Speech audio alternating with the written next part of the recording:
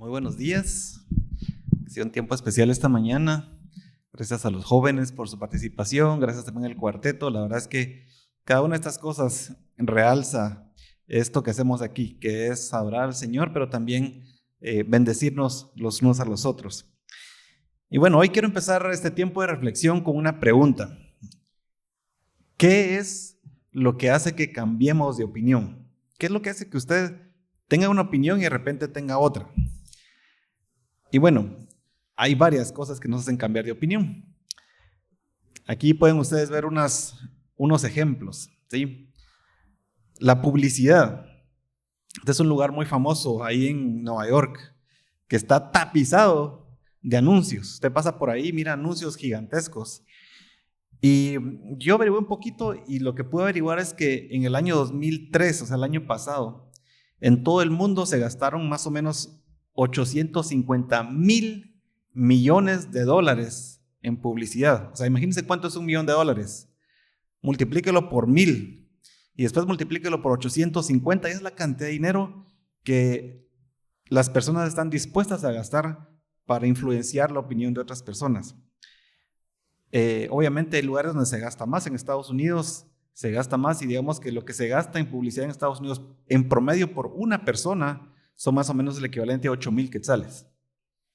Es lo que gastan las empresas por tratar de cambiar la opinión de las personas. Y a veces pensamos que la publicidad no es tan efectiva. Digamos, pues a mí no me va a cambiar la opinión ver una publicidad, pero si alguien está dispuesto a gastar tal cantidad de dinero, es porque es efectiva, ¿no? O sea, sí cambia la opinión de las personas. Muy bien. La experiencia también nos hace cambiar de opinión.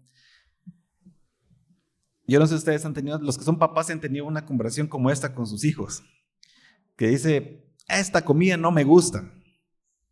Y uno les pregunta, ¿cómo sabes que no te gusta si no la has probado? Deberías darle un chance, deberías de probarla y de repente confirmar que sí te gusta o no te gusta. Y recientemente tuve esa conversación con alguien en mi casa y me decía, bueno, ya que lo probé, realmente no está tan mal. Y creo que en algún caso no los hemos podido introducir nuevos sabores en la dieta de nuestros hijos haciendo este experimento, ¿no? Este es en el lado positivo, pero nos puede pasar lo contrario. Y aquí ustedes pueden ver lo que pasa cuando de repente intentamos hacer algo y creemos que estamos capacitados para hacerlo, pero al practicarlo, al entrar a la experiencia, nos damos cuenta que realmente no es así. Hace 2 semanas tuve la oportunidad de estar en un lugar y alguien nos dijo, bueno, hay un tour de bicicleta, ¿quieren hacerlo? Y yo nos dije, de plano, hoy es mi día para mostrar que estoy capacitado para andar en bicicleta. Bueno, aquí no les puedo mostrar, pero aquí traigo un par de golpes que me di porque efectivamente me fui a dar cuenta que no estoy capacitado para hacer eso. Entonces, eso me hizo cambiar de opinión. ¿Qué más nos hace cambiar de opinión? Debatir. Bueno, esta foto la puse ahí en la presentación sin saber lo que iba a pasar ayer, pero ustedes lo que pueden ver ahí es 2 candidatos que están debatiendo. Y bueno, la idea de debatir es determinar el mérito de ideas en el ámbito puramente teórico. Interesantemente, en la sociedad que vivimos hoy, es una sociedad relativista. Esta evaluación de ideas ya no es tan importante. Ya todo es relativo, ya no importa el valor de las ideas. Y es una lástima porque necesitamos esos absolutos, necesitamos esas ideas para construir sobre ellas nuestros propios valores. Debatir es bueno, aunque pues no necesariamente es oportuno en todos los casos. A veces cuando compartimos el evangelio se vuelve un debate, ¿no? Y entonces nuestro propósito es venir con argumentos tan fuertes que la otra persona no tiene nada más, no tiene otra opción más que aceptar que tenemos la razón y que el evangelio es la verdad. No es así, ¿sí? A veces necesitamos transmitirlo de otra manera. Así que la pregunta con la que vamos a empezar hoy y que quiero que reserven ahí en su mente porque la vamos a retomar luego es ¿qué es lo que hace que cambiemos de opinión? Muy bien, esta es la parte con la que empezamos y bueno, estas semanas las reflexiones están enfocadas en presentarnos de qué manera deberíamos acercarnos nosotros a la Biblia, de qué manera debemos acercarnos a la palabra de Dios.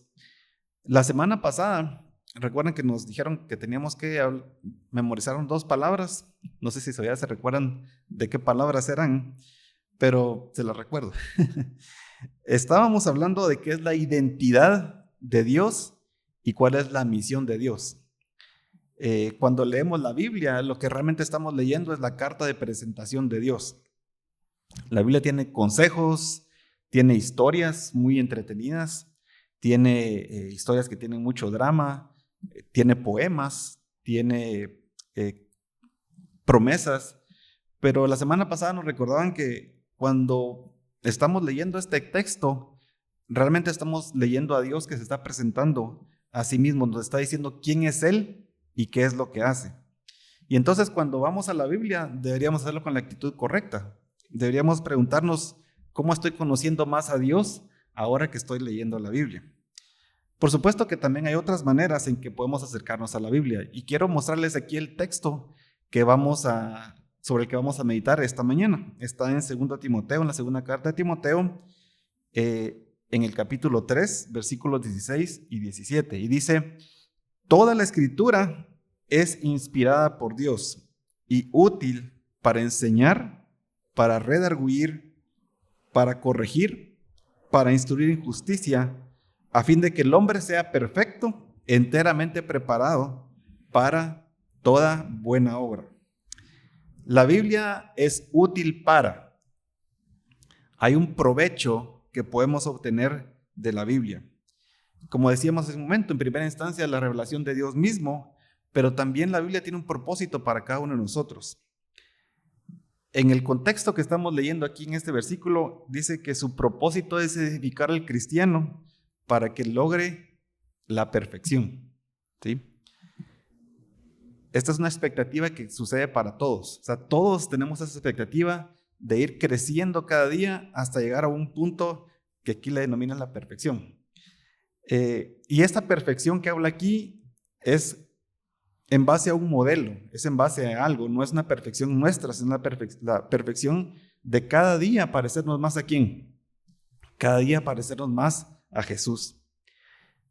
Eso quiere decir que tampoco hay espacio para que nos quedemos estancados. Digamos, bueno, hoy no voy a crecer, hoy no voy a dar ese siguiente paso en la escalera para llegar a ser más como Jesús. El hecho de que nos quedemos estancados es un peligro para nosotros. Y justamente en este capítulo de 2 Timoteo 3, Pablo habla de un peligro. Vamos al versículo 1, 2 Timoteo 3, 1. Y dice, así es como empieza el capítulo. También debes saber que en los últimos días vendrán tiempos peligrosos. Hay un peligro, ¿sí? Se nos advierte que va a haber un peligro. Pablo se toma el tiempo de decirle a Timoteo, mira, mientras más se acerca la venida de Jesús, es decir, mientras lleguen los últimos tiempos, hay un peligro. Ahora, ¿de qué tipo de peligro está hablando aquí? Aquí en este texto también menciona una situación peligrosa por la que el mismo Pablo pasó. Está en el versículo 11. Y dice el versículo 11, hablando de lo que él vivió personalmente, Pablo dice de esta manera: persecuciones y padecimientos, como los que me sobrevinieron en Antioquía, en Iconio y en Listra. Persecuciones que he sufrido y de las cuales me ha librado el Señor. Estos fueron peligros reales que Pablo vivió mientras hacía sus viajes misioneros. Aquí menciona 3 ciudades. En la última, Listra. Si ustedes van a Hechos, van a leer ahí cómo es que algunos judíos vinieron de Antioquía y de Iconio y alborotaron al pueblo a tal punto que se volvió esto una agresión contra Pablo. Y ustedes tal vez recuerdan ese episodio donde Pablo lo apedrearon y lo dieron por muerto y lo sacaron del pueblo. Milagrosamente, porque seguramente Dios tenía un propósito para él, como lo sabemos, sobrevivió, pero fue un peligro real que él vivió. Ahora, cuando inicia el capítulo, nos preguntamos, ¿será que está hablando del mismo tipo de peligro? Así que pues sigamos la lectura desde el versículo 2. Y aquí explica él de qué tipo de peligro está hablando. Vamos a leer del versículo 2 al versículo 5. Aquí está sigue la lectura donde dice que en los primeros tiempos habrán tiempos peligrosos. Dice, y que habrá hombres amantes de sí mismos, avaros, vanagloriosos, soberbios, blasfemos, desobedientes a los padres, ingratos, impíos sin afecto natural, implacables, calumniadores, intemperantes, crueles, aborrecedores de lo bueno, aborrecedores de lo bueno, traidores, impetuosos, envanecidos, que amarán más los deleites que a Dios, que parecerán muy piadosos, pero negarán la eficacia de la piedad. Evítalos. Y yo les preguntaba, bueno, ¿de qué peligro está hablando aquí? No está hablando del peligro físico que en ese momento Pablo tuvo, sino está hablando de esa corrupción que existe dentro del hombre. Van a ser tiempos difíciles porque va a ser difícil para el hombre tener una buena conciencia.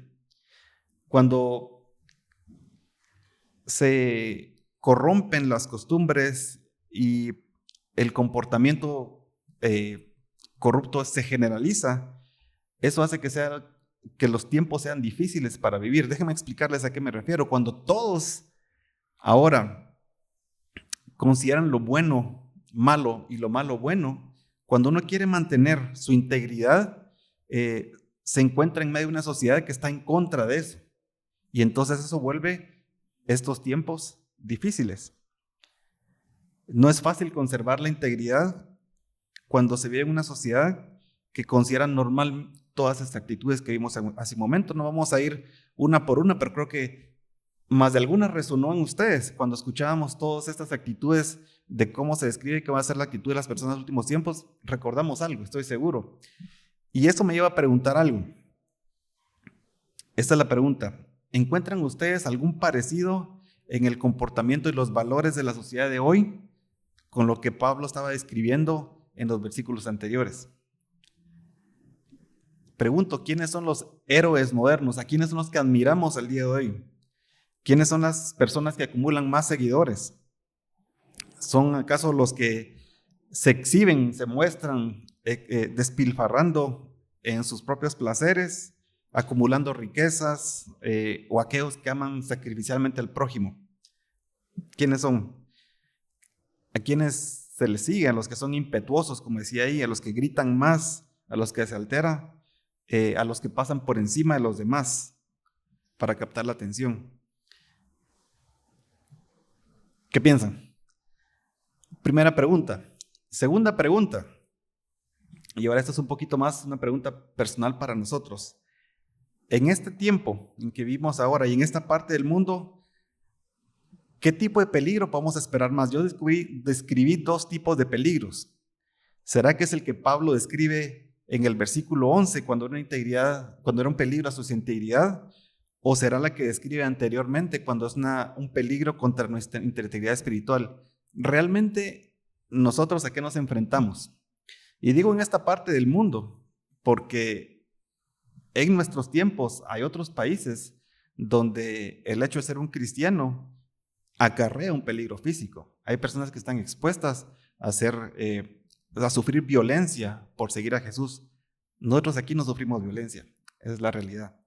El peligro al que estamos expuestos es, como lo vamos a ver en un momento, acomodarnos a lo que existe en esta sociedad. Y esa es la tercera pregunta. Para nosotros, ¿cuál es el verdadero peligro? ¿Ser víctima de estos falsos piadosos o convertirnos en los falsos piadosos? Yo creo que ambas. Tenemos ese peligro. Podemos volvernos en esas personas que, como decía Pablo, fingen ser piadosos, pero niegan la eficacia de ella. Dice, vamos ahora a 2 Timoteo 3:12. También todos los que quieren vivir piadosamente en Cristo Jesús padecerán persecución.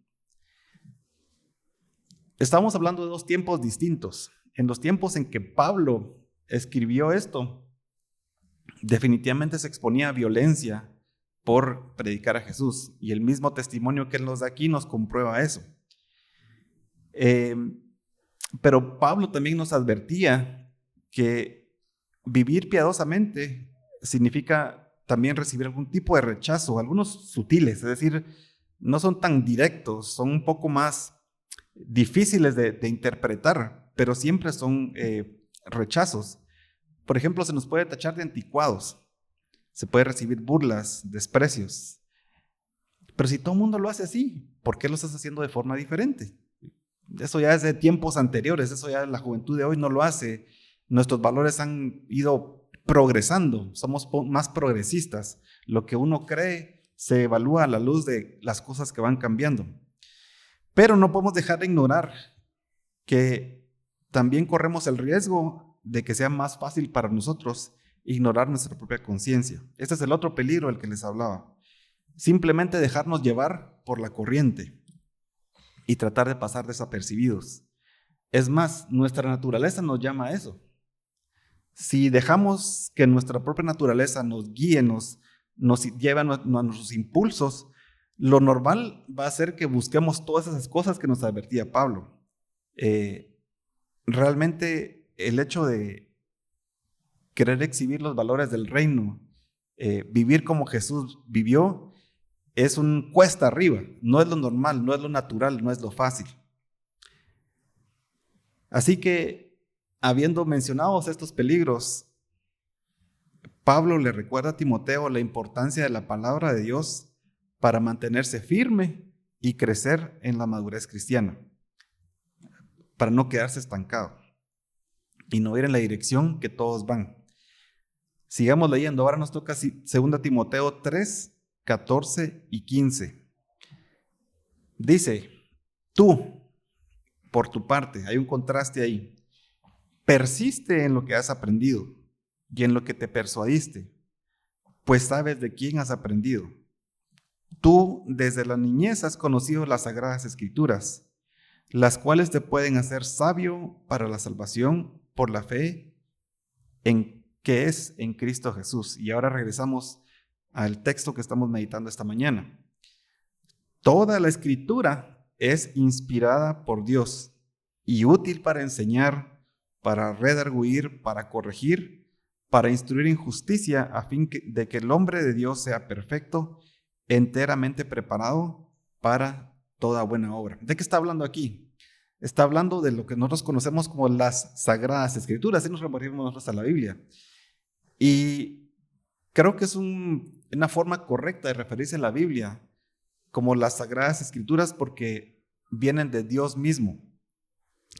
Contienen los principios de lo que conocemos como la santidad. Así que si nos acercamos a la Biblia nos va a guiar precisamente en ese camino de santidad. Y lo contrasto con otros escritos que hay. Hay otros escritos que hablan de moralidad, hay otros escritos que hablan de justicia, hay escritos que hablan de honestidad, pero no hablan de la santidad, no conciernen a la santidad. Eso es exclusivo de la Biblia. ¿Por qué? Porque viene precisamente de Dios, que es perfectamente santo. Bueno, ¿cómo lo hace? ¿Cómo es que la Biblia nos guía en ese camino de santidad? Lo leíamos justamente en este versículo anterior. Dice, toda la escritura es inspirada por Dios y útil para enseñar. Primeramente, la palabra de Dios nos enseña. Aquí estamos hablando, quisiéramos una palabra un poco más rebuscada, estamos hablando de doctrina, digamos. Es el libro que nos enseña la verdad. Nos muestra la diferencia entre lo que está bien y lo que está mal. Nos hace más sabios. Nos revela a nuestro Creador. Y nos dice a nosotros también quiénes somos y a dónde vamos. Nos da esa base sobre la que luego podemos construir nuestras propias ideas y nuestros propios valores, y nuestra acción es el punto de partida. Segundo lugar, dice que la Biblia es útil para redarguir. Ahora de repente ahí nos quedamos un poquito trabados porque es una palabra que no manejamos muy constantemente en nuestro vocabulario. ¿Qué significa esto de redarguir? Bueno, otras versiones de la Biblia traducen esta palabra redarguir como reprender. ¿Sí? Yo creo que es una palabra que manejamos mejor. Y reprender a su vez significa desaprobar lo que se ha dicho o se ha hecho. ¿Sí? Entonces, cuando hablamos de redarguir es señalar lo que no está bien.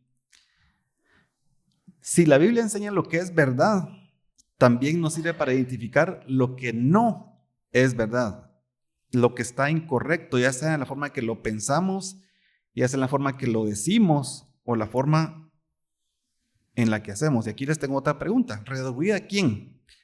¿Reprender a quién? ¿Estar hablando de reprendernos a nosotros mismos o está hablando de reprender a mi hermano? ¿Qué creen? Yo creo que ambos, ¿sí? Primeramente es a mí. La Biblia es esa luz fuerte, potente, que no se puede ignorar y que resalta nuestras imperfecciones y limitaciones. ¿Será que tenemos imperfecciones? ¿Será que tenemos limitaciones? La Biblia lo alumbra. Pero al mismo tiempo es ese faro que nos permite encontrar la senda correcta. Si nosotros examinamos honestamente nuestros pensamientos, nuestras palabras, nuestras acciones, vamos a encontrar que necesitamos hacer ajustes, vamos a necesitar que necesitamos hacer correcciones, como dice precisamente este versículo. Y todos, no hay uno que no necesite ser enseñado y que necesite reprensión y que necesite corrección. Todos necesitamos aprender y entender nuestros propios errores y hacer ajustes. Por eso es que yo preguntaba, ¿para quién habla? ¿Para mí o para mi hermano? Yo creo que también habla para mi hermano, me incluye a él. Con amor, buscando que nos edifiquemos mutuamente, podemos a veces tener unas conversaciones un poquito más difíciles, ¿no? Pero la clave es permitir que sea la Biblia la que nos hable. Estamos en igualdad de condiciones delante de Dios. No hay uno que tenga más importancia que el otro. Y cuando es así, entonces dejamos que sea la palabra la que hable y no nuestras propias ideas preconcebidas. Por eso es que creo que también incluye el hecho de que yo pueda hablar con mi hermano y decirle, hermano, la Biblia me está diciendo que deberíamos meditar sobre esto y realmente ver si es lo correcto o no. Y vamos por la segunda palabra. ¿Cuál es la tercera palabra? La cuarta palabra, perdón. Dice la cuarta palabra, instruir. Ahora, instruir realmente es un sinónimo de enseñar. O sea, como pareciera como que la primera y la cuarta palabra están hablando de lo mismo. Yo creo que sí. Sin embargo, veo una relación entre esto que habla de instruir y lo que se menciona en el siguiente versículo. ¿Recuerdan lo que leíamos el siguiente versículo? Decía, para instruir en justicia, a fin, hay un propósito, de que el hombre de Dios sea perfecto, enteramente preparado para toda buena obra.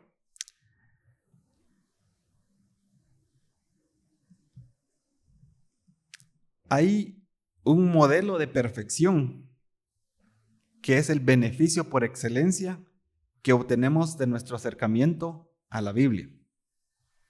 Hace un momento preguntábamos y ustedes me decían, yo sé cuál es ese modelo.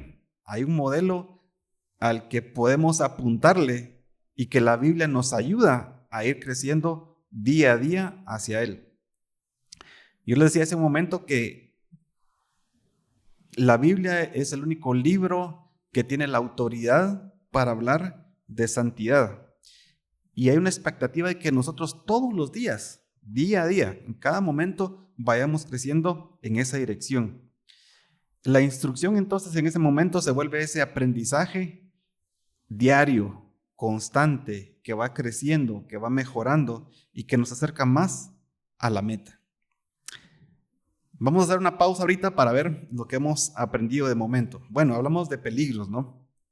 Iniciamos este capítulo hablando en un contexto de peligro, pero decíamos que no era un peligro, por lo menos en nuestro caso no es un peligro a nuestra integridad física, sino es más bien un peligro para nuestra integridad espiritual. Y hablamos de que la Biblia en ese contexto es útil para 4 cosas. Primero, aprender lo que es correcto. Segundo, desaprobar lo que está incorrecto. 3, corregir el camino equivocado. Y 4, nos ayuda a madurar día a día para poder alcanzar la madurez en Cristo. Bueno, ¿recuerdan cuál fue la pregunta que yo hacía en la introducción? ¿Qué es lo que nos hace cambiar de opinión? Esa fue la pregunta con la que empezamos. Bueno, en realidad esa pregunta no es la pregunta correcta. Los guié un poquito por el camino equivocado, porque esa no es la pregunta que deberíamos hacernos. No deberíamos de preguntar lo que nos hace cambiar de opinión. Estas palabras que yo mencionaba hace un momento, aprender, desaprobar, corregir, madurar, se refiere más bien a un proceso de transformación. Y en este proceso de transformación, lo que cambia no es necesariamente nuestras ideas o nuestras opiniones. ¿Qué es lo que cambia en este proceso de transformación? Lo que cambia es la persona, lo que cambia somos nosotros mismos.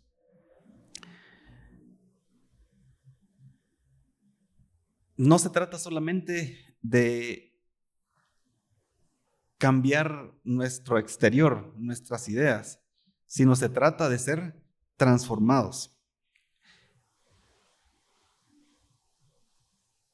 Una persona que es diferente va a tener ideas diferentes.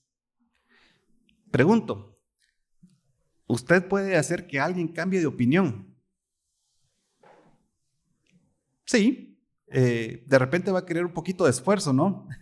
Tener buenos argumentos, hacerlo pasar por una experiencia, pero uno puede lograr que una persona cambie de opinión. ¿Puede uno lograr cambiar su apariencia? Sí, de repente necesitamos hacer un poquito más de ejercicio, mejorar nuestra dieta, ponernos otra ropa y podemos cambiar el exterior. Ahora yo le pregunto, ¿usted puede lograr cambiar el corazón de otra persona? No se puede cambiar, yo no puedo cambiar el corazón de otra persona, de nadie, ni siquiera de las personas más cercanas a mí. Lo que la Biblia llama muchas veces aquí el corazón, es el verdadero ser de cada uno, incluye el intelecto, incluye las emociones, incluye la voluntad. Y hay un contraste entre ese corazón, ese ser interior y nuestro cuerpo físico. Nuestro ser interior puede y debe crecer. Miren ese contraste que vemos en 2 Corintios 4:16. Dice Pablo, ahí dice, por tanto no desmayamos. Antes, aunque nuestro hombre exterior se va desgastando, el interior, no obstante, se renueva día en día. Vemos cómo es que van en direcciones opuestas, ¿verdad? Creo que todo el mundo está consciente que este ser exterior que tenemos se va a ir deteriorando, ¿sí? Conforme pasan los días, los años, vamos viendo el deterioro. Pero dice que el interior se renueva constantemente.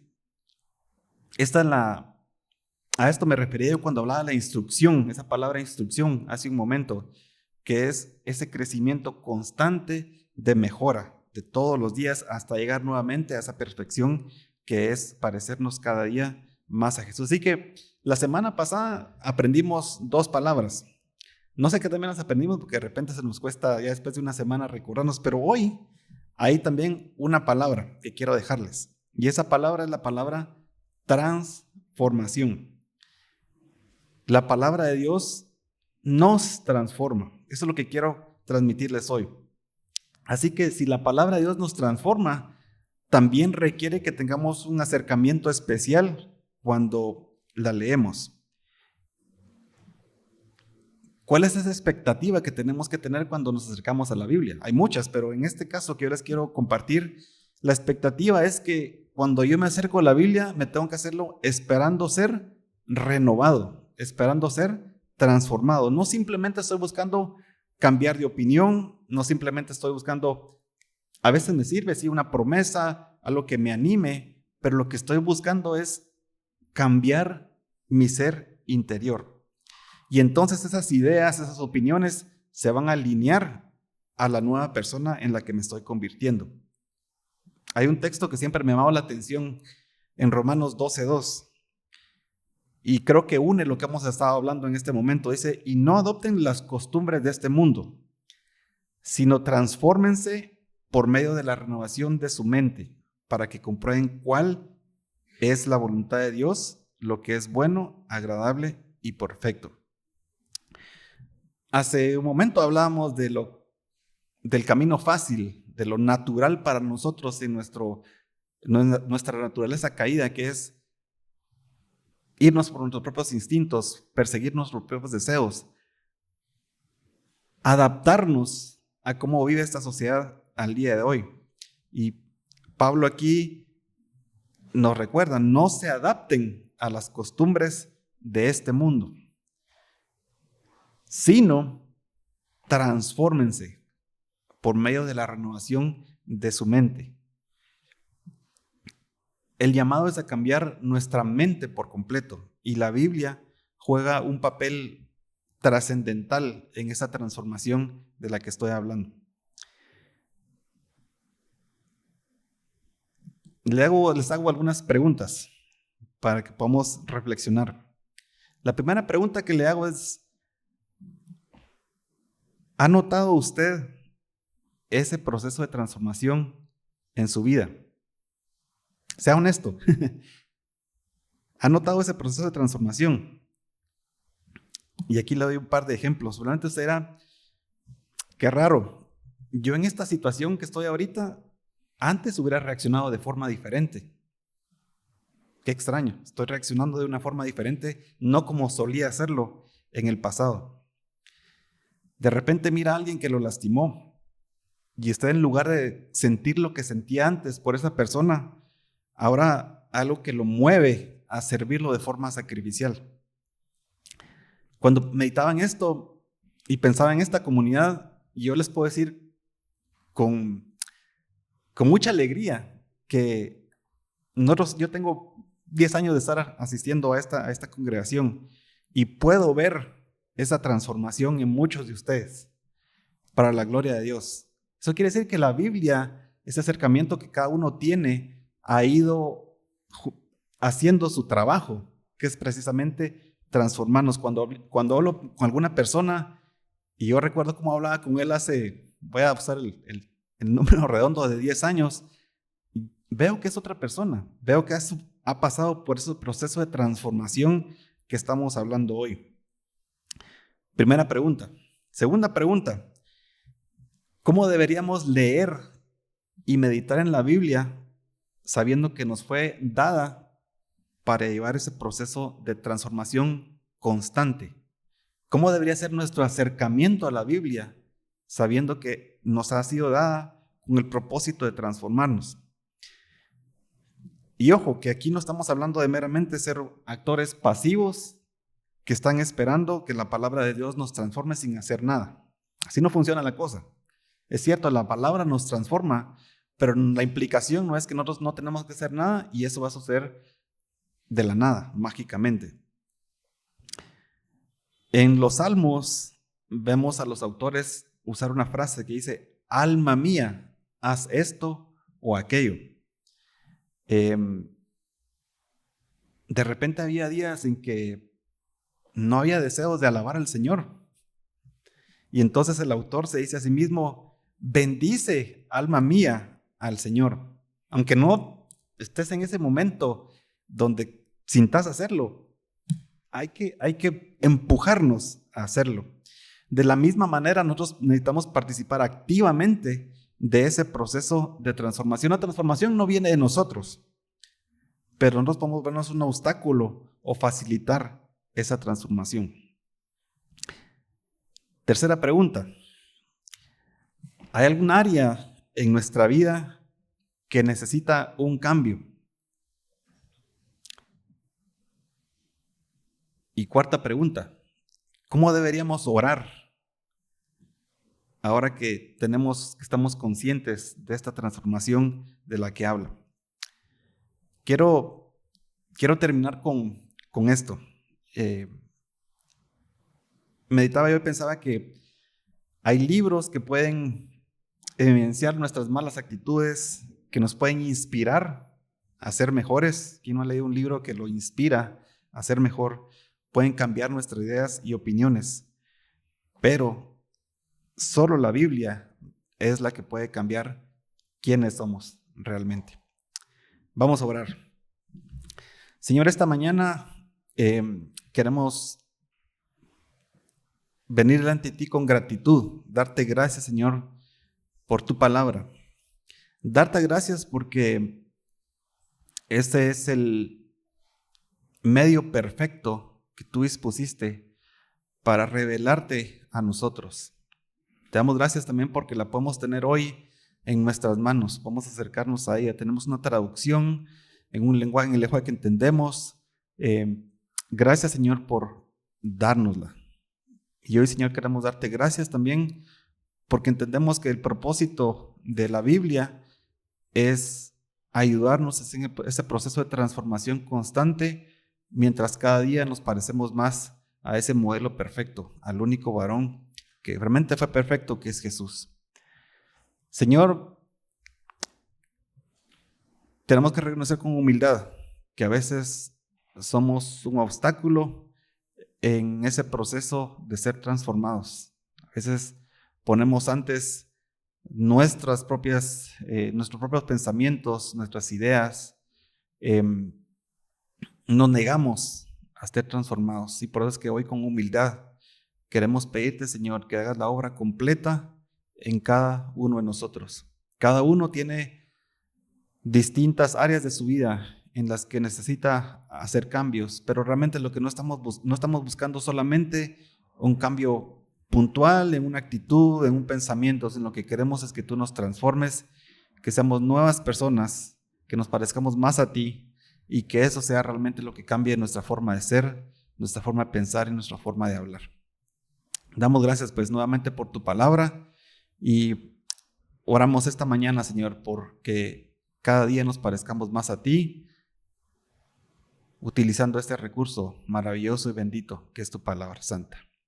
En el nombre de Jesús oramos con gratitud. Amén.